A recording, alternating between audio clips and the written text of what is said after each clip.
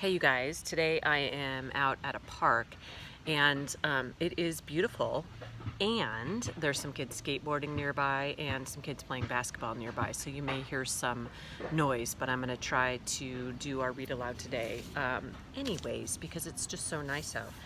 Today the book is called Thank You, Amu, and I imagine that some of you have seen or heard this book before, maybe at school. It is what's called a collage book, where all of the artwork, every single page, is made out of collage.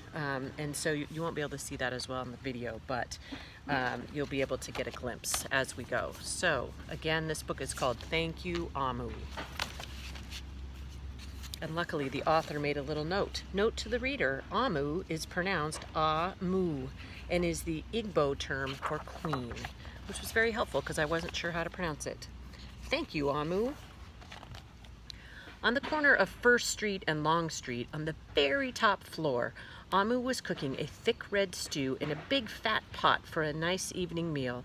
She seasoned and stirred and took a small taste. "What a delicious stew," Amu said. "Tonight's dinner will surely be the best I've ever had." With that, Amu put down her spoon and went to read a book before supper. As the thick red stew simmered on the stove, its scrumptious scent wafted out the window and out the door, down the hall, toward the street, and around the block until, knock, someone was at the door.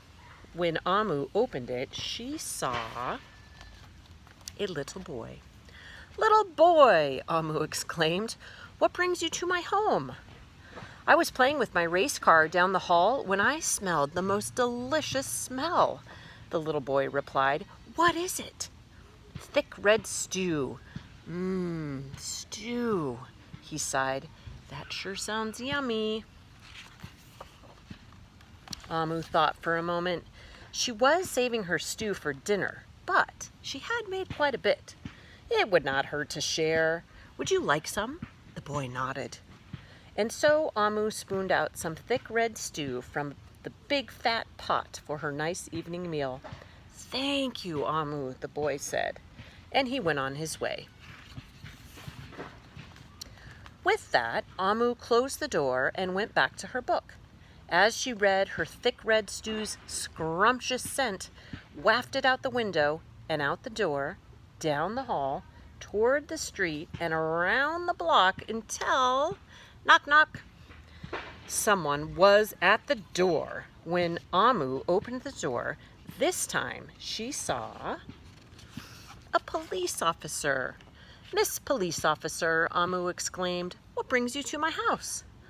"I was on duty down the street when I smelled the most delicious smell," Miss Police Officer replied. "What is it?" "Thick red stew." "Ah, stew," she said, and her mouth just watered. "That sounds mighty tasty." Amu thought for a moment. There was still enough to share. "Would you like some?" The police officer nodded. Once again, Amu spooned out some thick red stew from the big fat pot for her nice evening meal. "Thank you, Amu," the officer said, and went about her way. Well, and so, for the second time, Amu closed the door and went back to her book.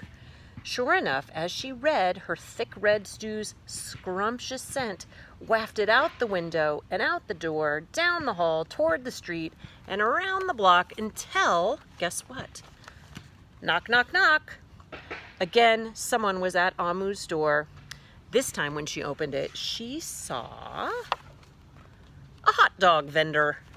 "Mr. Hot Dog Vendor," Amu exclaimed, "what brings you to my house?" "Well, I was selling my hot dogs down the block when I smelled the most delicious smell," said Mr. Hot Dog Vendor. "What is it?" "Thick red stew."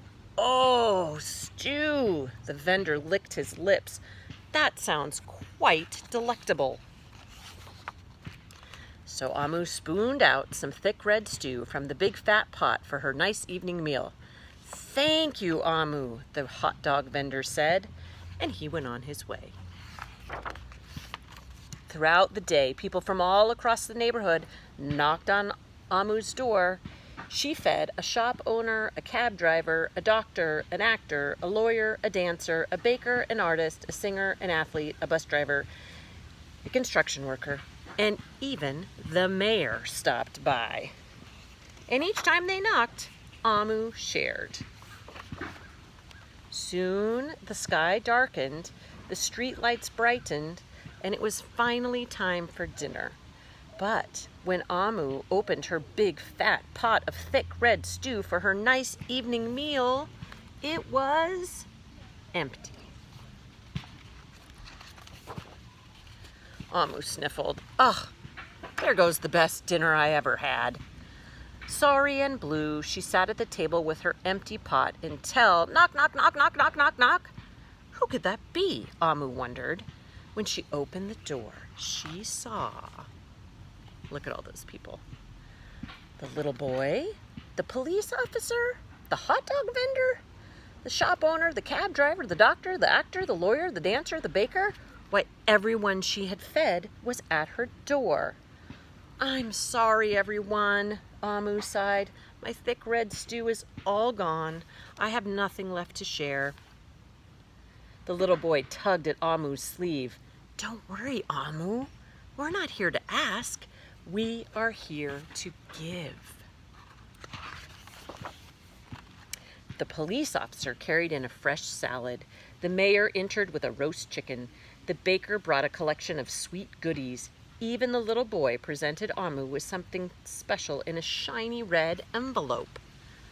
Everyone who had knocked on Amu's door that day squeezed inside her tiny apartment, and together they ate, danced, and celebrated.